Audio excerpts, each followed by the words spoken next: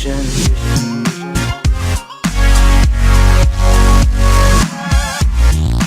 'Tis the season to be jolly, but it's awfully hard for the Giants and their fans to feel that way after what they have endured this season. As dreams of a Super Bowl run danced in their heads, the season crashed and burned rather quickly, and now they are stuck at 2-12 with no GM or head coach. With all that has gone wrong, the Giants are going to be asking for a lot this holiday season as they try to restore stability and a winning culture back within the organization.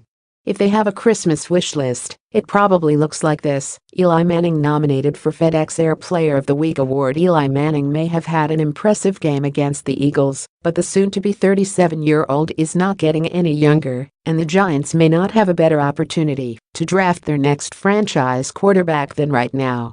They currently hold the second pick in the NFL draft, which puts them in prime position to select one of the Southern California Golden Arms in Sam Darnold or Josh Rosen. Both are highly touted, but Darnold may stay at USC, while the Browns will also likely take a quarterback with the first pick. Should the Giants fail to land either of them, they could turn to other potential first-round quarterbacks, such as this year's Heisman Trophy winner Baker Mayfield, Louisville QB and last year's Heisman winner Lamar Jackson, or Wyoming's Josh Allen. Of course, Davis Webb is already on the team and could be that guy, so maybe the Giants should play him before they decide to go after the big-ticket item in the draft. The person who can make much of this list come true is the next general manager. The Giants began their search this week, interviewing VP of Player Evaluation Mark Ross. Interim GM Kevin Abrams and former Panthers GM Dave Gettleman are also expected to be interviewed. Whoever the Giants' new GM may be, he will be busy finding the right pieces to build for the future through the draft, which was a weakness of recently fired Jerry Reese. Giants interview Mark Ross's search for new GM begins after the last season with Ben McAdoo at the helm. Anyone would seem like a better fit. Patriots offensive coordinator Josh McDaniels and Eagles defensive coordinator Jim Schwartz are likely candidates, while others can keep dreaming for Nick Saban or Bill Cowher.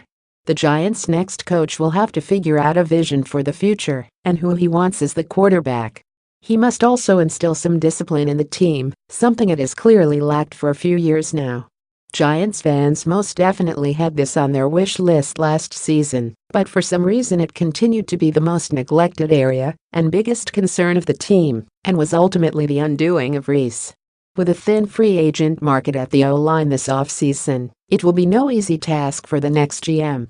Justin Pugh, arguably the Giants' best lineman, is the likely headliner of the free agent class, and bringing him back would be a good start in having a capable offensive line.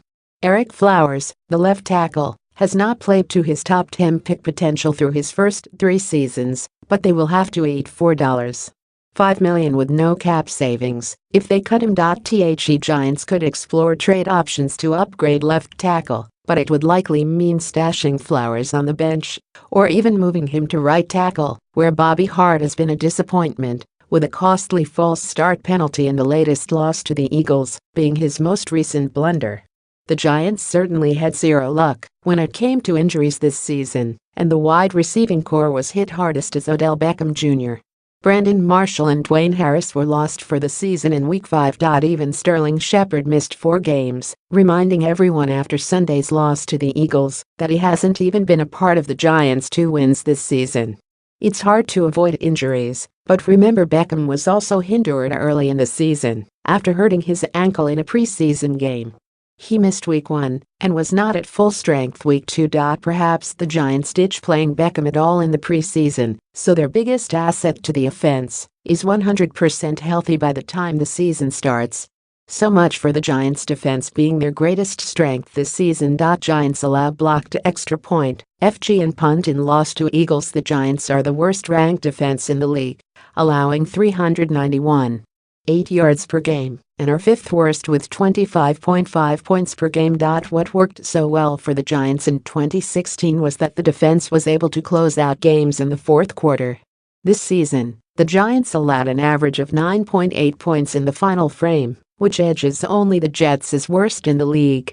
Of course, the anemic offense has not done them many favors, but there have been 4 games in which the Giants either had a lead or were tight in the fourth quarter and ultimately lost.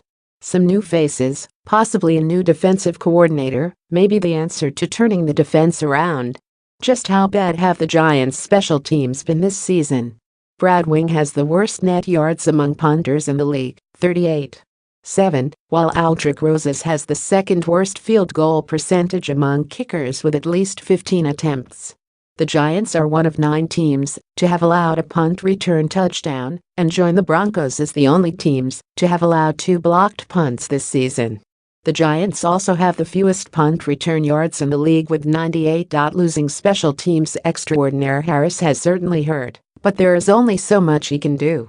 A clean slate with special teams may be in order for next season. Even with quick start offensively, Giants fall 34-29 to Eagles. Giants ownership could not have been happy with what it saw this weekend when Philadelphia Eagles fans invaded MetLife Stadium, making it feel more like a road game.